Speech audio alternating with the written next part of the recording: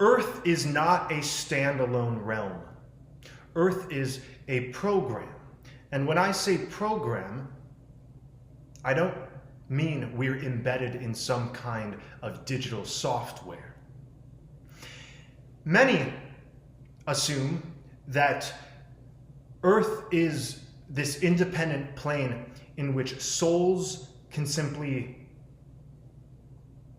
come to and leave from, and that it is what it is. But what all of this is simply a simulation of consciousness, guided by spirit, in order to experiment with and thus release the aspects of creation that are dualistic and that do not serve the heart. This is why Earth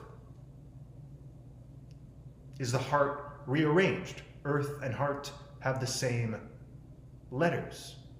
This is very significant. The center of this realm is no different than the center of oneself. As within, so without. We are microcosms of the macrocosm. And if we look at the center of our plane in its geometric structure, we observe that the center has erupted a toroidal field. So this plane is truly a projection, a toroidal projection coming from the center. The center has projected a false reality because when we disregard the heart space and all that is true, we end up existing in an inverted reflection of the true reality. Because we experimented with duality, we left the heart space by projecting our consciousness into the toroidal wheel of time, and ever since, our consciousness has remained within cyclicality. Everything here is nothing more than a cartoonish expression of what you aren't, played in front of you to be observed and thus transmuted. Everything experienced here that is rooted in scarcity is actually a manifestation of duality being purged from the collective consciousness, reflected on the magnetic field for purging. The living souls are going through a very specific process in which we learn from the inversion here, in which we are actually woken up and called to unlock ourselves from our amnesia through seeing within our personal lives and within humanity the burdens of limitation, the sufferings of unawareness.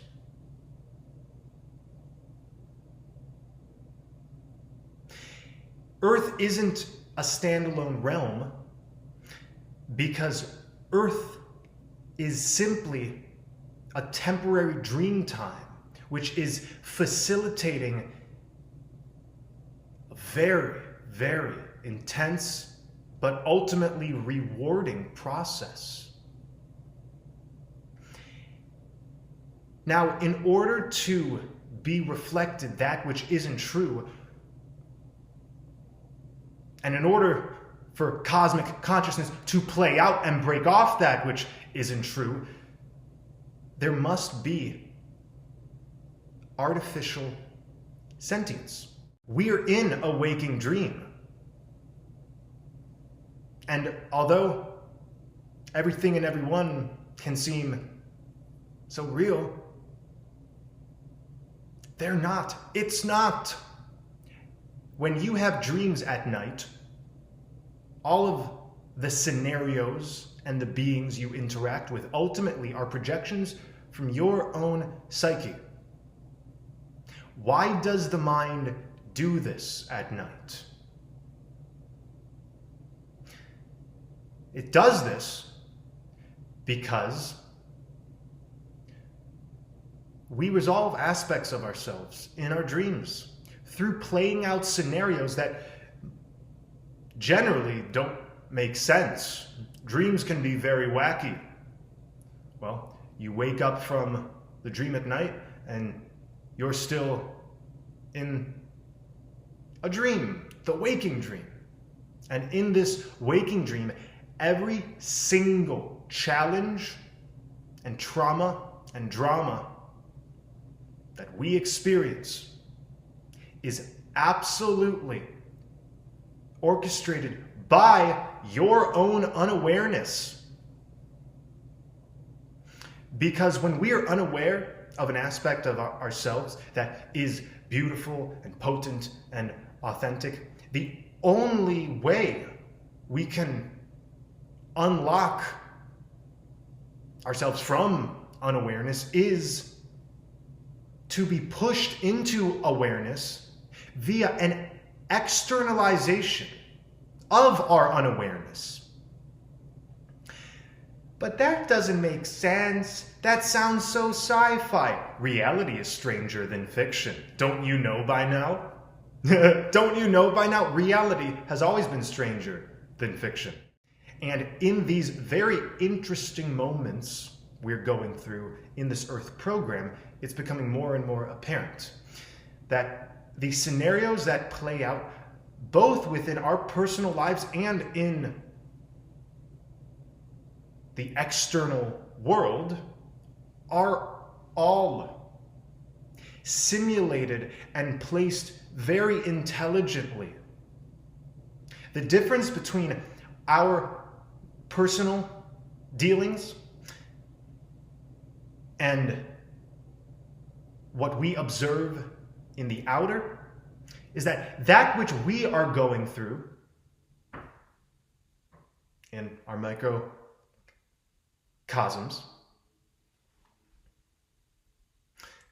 is meant to push us into aliveness and awareness and wakefulness. We are pushed to resurrect what some would call Christ consciousness, the beauty within, the brilliance of the mega spirit paradisal hyperborean ninja power. I don't know. There's a lot of names for the same thing. Let's not get stuck on the names. So that's what we're going through in our personal dealings and sufferings. But what about what we see happening in the world at large, in so-called reality, which is a false reality? Well, these are scenarios that Spirit is playing out in order to break out of duality. You see, because we are fractals of Spirit. But Spirit isn't some overlord.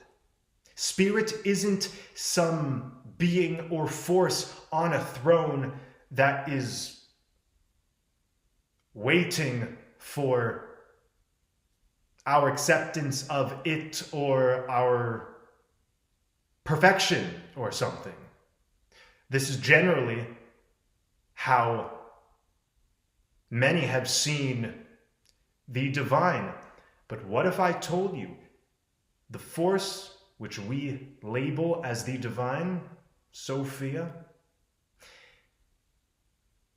has been utilizing this earth projection in order to purge out that which is false. Same thing with us. It's the same story. Beauty and the Beast. Beauty and the Beast. Beauty wants to rescue the heart in the story personified as her father, right? Her father is imprisoned by the beast. So Bel, the beauty, the divine feminine, enters the territory of limitation in order to transmute what seems beast-like, but what was actually originally beautiful. In the story Beauty and the beast is truly no beast. A spell has just been casted on him. He was once a very beautiful man. But because he gave in to his own cruelty, or his own limitation, his own self-deception, he found himself in the condition of the beast-like. So, in order to stop being imprisoned, we first must identify this is no prison. This is no prison. This is a gift. This is such a beautiful experience we're all going through. Is it painful? Yes. Is it weird? Yes. Can it make us go crazy at times? Yes. But how else can we resurrect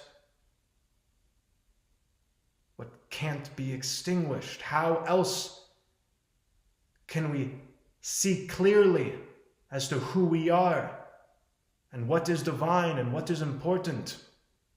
You know what's most important? Your relationship to yourself. Because the relationship you have to yourself is the relationship you have with your soul. And the relationship you have with your soul is the relationship you have with the entire cosmos. And the relationship you have with the entire cosmos is ultimately the relationship you have with yourself. But because we're in inversion land, it's an oh so popular idea that self-empowerment is like too egotistical or too separating. When most beings speak about love, 99% of the time they speak of it in regards to loving others, to spreading love. You can try to spread as much energy as you want. You can try to, I've got love for you, I've got love for you, love for you. But if you don't have true love for yourself, then any effort to spread love shall always backfire. The love which is spoken of in this projection is not the love I speak of. You don't need to spread anything.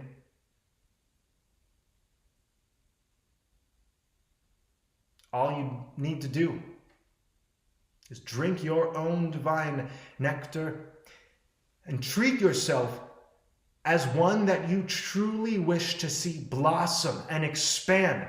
And in that state, you then effortlessly, without even having to try, shall spread your love.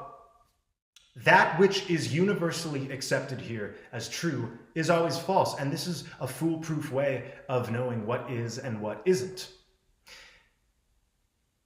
Most humans aren't monsters. Most humans are quite nice. And if you ask most humans, don't you believe we should spread love, light, and happiness and be as one with our neighbors and with humanity? You know, most will say, yes, absolutely. That sounds great. Yeah, that sounds great. Has a fluffy ring to it. But no amount of wishing to merge with others to cultivate some kind of wonderful essence shall ever actually create sustained brilliance and glory. Because the true glory lies in one who treats themselves as if they are holding the keys to their own resurrection. And if every being understood this, naturally what we would see is love and light and rainbows being spread everywhere. But although I just said that, that's not actually possible here in this Earth program. That's not what this place is designed for. This place is designed to basically trap that which is stupid, that which is illusory, that which is false, and dissolve it. In order to expand, we had to enter a simulated experience of consciousness, which is tied to a set program, in order to return to the original state with more wisdom. Haven't we been asking questions within Maya? Why are we here? Who am I? Why is the world the way it is? These questions have generated the divine realizations we're having now. Our Christ consciousness gets reborn through cycling in and out of quantum possibilities that this supercomputer we've called Earth allows us to experiment with. All energy that is temporary gets released on the outside. That's what this is. This is a purgatorial dumping ground. You shall not hear this anywhere else. So, Earth is not a standalone realm. It has a beginning and an end. The only reason we are attached to the worries that pop up about the situation at hand is because of self-avoidance. And this isn't obvious. This isn't obvious usually when we're avoiding ourselves in order to entertain information. We usually just think we're wanting to get to the crux of something, want to find the truth of something. But the truth is within. And although we've heard this so many times, it is true. It's not a metaphor. I know it sounds very poetic to he or she who is stuck in the five senses. Paradise is within. No amount of grasping to a concept shall ever unlock what is within. Mere acceptance of something as true doesn't cut it. So what cuts it, Hermes? What cuts it? Being completely honest about one's energetic input and thus output. In order to truly be one with the divine and feel it, we must know that the magic is always flowing through us, and it is up to us to bend it in the direction we find most liberating. We have all been magicians, whether we know it or not. But just because every word we speak, thought we think, and action we perform has an effect on our energies and thus on the universe, that does not mean that every bit of energetic output is in coherence with freedom. So let us be wise and aware enough to authentically discern how our energies affect us. That is the measurement. I'm not going to say even how it affects others. I mean, I scare people generally. It's not intentional, but I scare people sometimes. more often than not. So I'm not going to take the external reactions to heart, because y'all can't take this energy. What I'm saying is focus on what you are. Focus on what you are. Yes, there are many reflections of what we are not, and they can aid us in realizing what and who we are. But our attention is very important. It's very important to be aware that what we're paying attention to is in the moment creating an effect. All of these concepts are very simple. And the reason something like spirituality or ascension has been viewed as so heady, like so complexifying, is due to self-avoidance. If you don't avoid the self and just take practical steps, then no amount of conceptual baggage will entice you. Thank you for watching.